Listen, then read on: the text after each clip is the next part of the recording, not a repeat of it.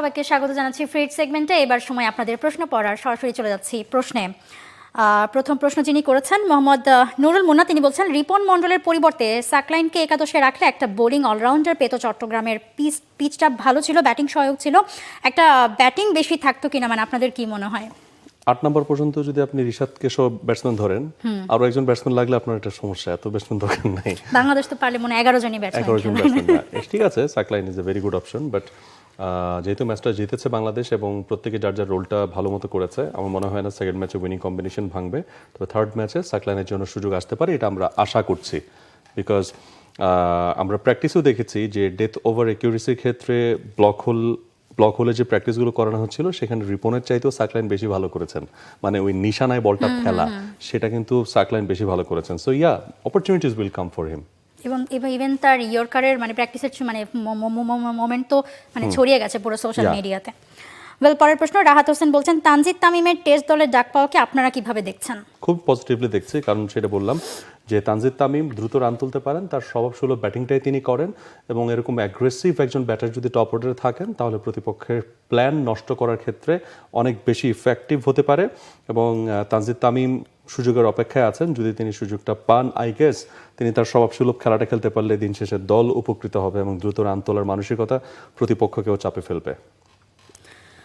লিমন ইসলাম বলছেন বাংলাদেশে বর্তমানে আন্তর্জাতিক ম্যাচ হওয়া স্টেডিয়ামের মধ্যে চট্টগ্রামের পিচ সবচেয়ে বেশি ভালো। আমরা দেখে থাকি আসলে মিরপুরের থেকেও যখন আসলে চট্টগ্রাম এবং সিলেটে খেলা হয়ে থাকে, দর্শক ইভেন বিপিএল এর সময়ও দর্শক ওইখানকার ম্যাচগুলো বেশি উপভোগ করে থাকে, সেখানে আসলে রানগুলো বেশ ভালো হয়। যদি আমরা রিসেন্ট টাইমে দেখেছি যে মিরপুরেও পিচ বেশ ডেভেলপ হয়েছে। এই মুহূর্তে চট্টগ্রামের পিচটাকে বেশি ভালো বলতে চাচ্ছি না, কারণ চট্টগ্রামের পিচ এবং আউটফিল্ড সব কিছু মিলে আপনি একটা গ্রাউন্ডকে বিবেচনা করবেন। সো চট্টগ্রামে যেটা হয় যে সময়ের সাথে সাথে পিচের বিহেভিয়ারটা একটু চেঞ্জ হতে থাকে, একটু ডেটোরিয়েট করে।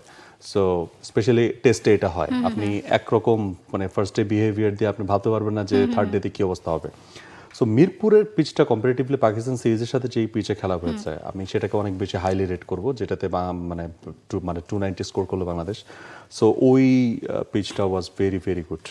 আজকে তো রিশাদও বলছিল মানে মিড ইনিংসে যে বৃষ্টি হওয়ার কারণে মূলত মানে ব্যাটিং সহায়ক হয়েছে বেশি আজকের পিচটা। কারণ চট্টগ্রামে আমরা জানি যে কালকে রাতে এবং আজকে সকালে প্রচুর বৃষ্টি হয়েছিল। তাবিন তিনি বলছেন বিপিএলে কখনো আইপিএল এর মতো হোম ভেন্যু সিস্টেম কি হবে ইন ফিউচার? আমরাও তো চাই হোম ভেন্যু সিস্টেমও, কিন্তু মানে হোম অ্যাওয়ে ম্যাচের জন্য তো শুধুমাত্র মানে একটা স্টেডিয়াম মাঠ তৈরি হলেই হবে না, ওখানকার ইনফ্রাস্ট্রাকচার সবকিছু আপনার হোটেল থেকে শুরু করে অনেক কিছু আসলে রেডি করতে হবে। এক্স্যাক্টলি, সো এটা হলে ভালো। টুডে টুমরো হয়তো বা চেষ্টা করা হচ্ছে, অনেকগুলো জায়গাতেই হয়তো সম্ভব, অনেকগুলো জায়গাতে সম্ভব না। সেই জায়গাগুলো হয়তো বা মানে অন্তত 3টা আছে, তো 3টা জায়গায় 5টাও যদি অন্তত করা হয়, লাইক বরিশাল, রাজশাহী, আপাতত 2টা অন্তত যোগ করা হয়, তাও তো কিন্তু 5টা ভেন্যু হয়ে যাচ্ছে। শেষ প্রশ্ন নেব আজকের। আব্দুল আলিম বলছেন তাওহিদ হৃদয়কে কি টেস্ট স্কোয়াডে রাখা যেত না? কিছুদিন পর মুশফিক অবসর নিলে তিনি ভালো রিপ্লেসমেন্ট হতে পারতেন। সুযোগ তো আছে, অমিত ভালো করছেন, সেটার একটা রিওয়ার্ড তাকে দেওয়া হয়েছে এবং তাকে ওই ভাইবটা দেওয়া হয়েছে, তাকে প্রস্তুত থাকতে বলা হয়েছে। যখন মুশফিক থাকবেন না সে সময় তো অমিত কেমন করেন, তাওহিদ হৃদয় তার সেখানে মানে খেলার অপরচুনিটি সব কিছু মিলে সুযোগ তো শেষ হয়ে যায়নি আসলে তাওহিদ হৃদয়ের জন্য। সো দেখা যাক, আমার কাছে মনে হয় যে অমিত রিসেন্ট টুর্নামেন্টগুলোতে তার যে পারফরমেন্স একদম পারফেক্ট রিওয়ার্ড। ওই যে মূল শুধু যেটা বলছিলাম যে আগে যখন হান্নান সরকারও নির্বাচক ছিলেন তখনও তিনি মনে করেছিলেন যে Amit Hasan could be the replacement of Mushfiqur Rahim. So সেই জায়গা থেকে এবং লাস্ট এনসিএল এর দিকেও যদি আমরা দেখি যে মানে বেশ ভালো তো মানে করেছে। সো দেখা যাক আসলে হৃদয়ের আমি বলবো যে মানে আজকে ধরেন যে ধরনের ইনিংস আমরা নর্মালি টি-20 থেকে দেখছি, কাউকে আসলে টি-20-র জন্যই থাকা উচিত, থাকুক না আসলে।